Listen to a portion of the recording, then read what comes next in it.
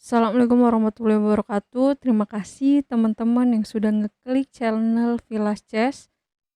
Kali ini aku akan sharing tentang bagaimana caranya menciptakan pion bebas.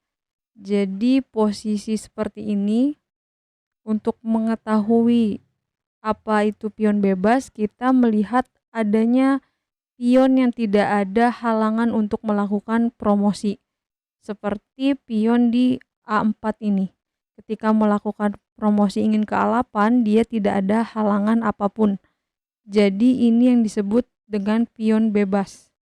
Jadi untuk langkahnya yaitu pion ke A5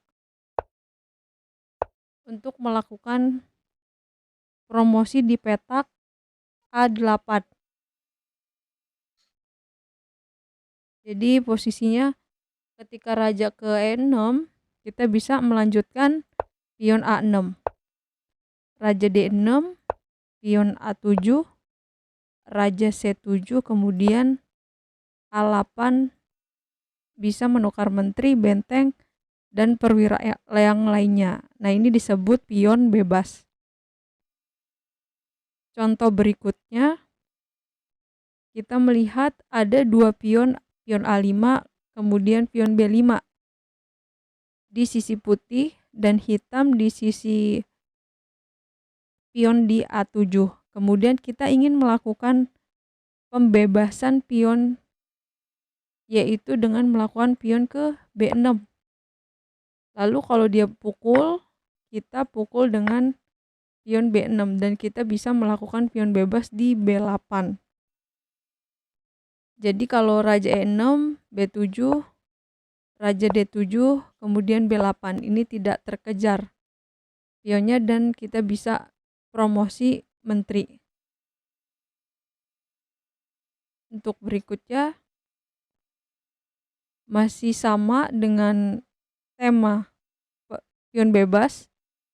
Karena ini rajanya di H6, kemudian rajanya di H4, jaraknya begitu jauh untuk menahan promosi pion di petak B3. Jadi teman-teman kalau yang belum tahu tentang permainan akhir apa itu petak kunci, teman-teman bisa klik atau cari di playlist. Jadi kita bisa melihat walaupun rajanya berada di petak yang jauh, ini pionnya bisa melakukan promosi ke B8. Oke, sebagai contoh B4, A kali B4, A kali B4. Nah, sudah terlihat bahwa raja hitam belum masuk ke petak kunci atau persegi seperti ini. Jadi kalau yang belum jelas bisa lihat di playlist tentang cara bermain pion di permainan akhir. Kita buktikan saja ini kalau raja G6, B5, raja F6, B6, raja E7, B7, raja D7, raja B8 jadi menteri. Jadi raja hitam tidak sempat untuk mempertahankan atau mencegah pion putih supaya tidak promosi. Berikutnya ini hitam yang melangkah. Untuk melakukan hal ataupun diagram seperti ini, kita bisa melakukan strategi yaitu pion ke B3. Kenapa? Karena kalau di salah satu pion putih memukul A kali B3, kita bisa mempunyai strategi yaitu pion ke C3. Ketika dipukul baru kita maju pion ke A3 dan bebas hambatan untuk melakukan promosi di petak A1. Begitu juga kalau misalkan B3 dia pukul pakai C kali B3, karena kita ingin melakukan promosi di C1, kita bisa membuat strategi di A3 untuk pertukaran di B2. Ketika dipukul baru kita bebas hambatan untuk melakukan promosi di petak C1. Oke, berikutnya contoh seperti ini. Kira-kira langkah putih untuk melakukan promosi pion di B3, ataupun nanti ada strategi yang kira-kira pion G3 F3 ini melakukan promosi, kira-kira langkahnya apa?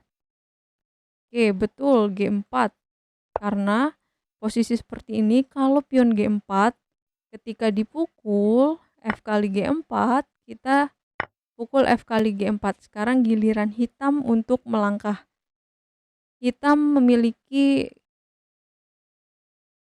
masalah di petak C5 B4 karena dia harus mencegah pion di B3 untuk promosi. Sedangkan putih berusaha untuk mengambil pion E5 kemudian pion G5 dan tujuannya nanti pion G4 akan promosi di petak G8.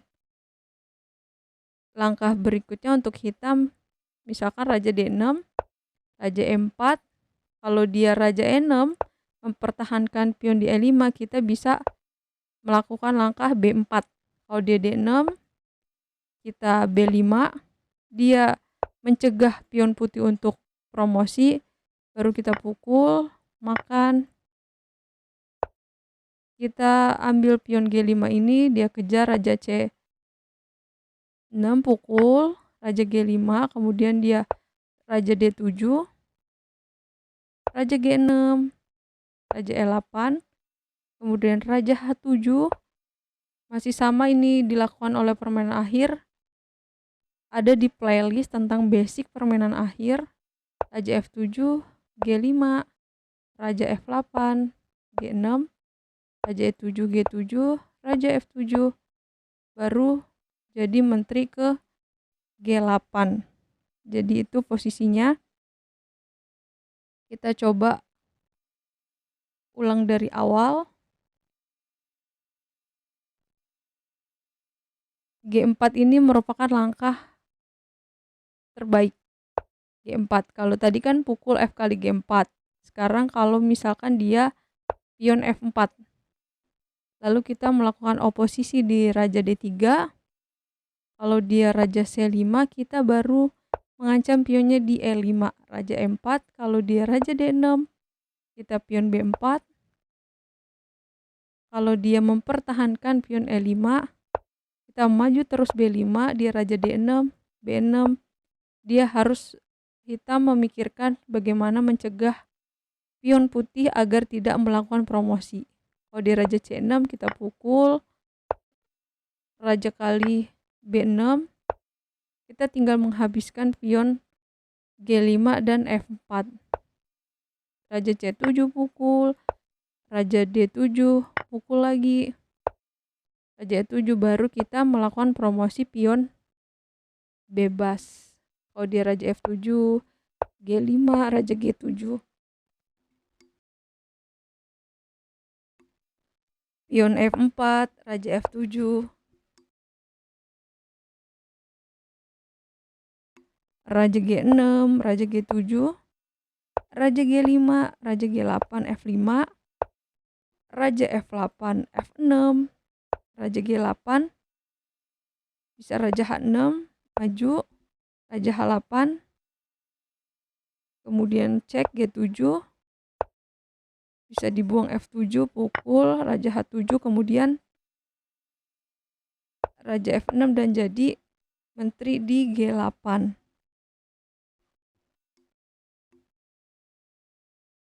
Oke teman-teman, ini contoh dari menciptakan pion bebas.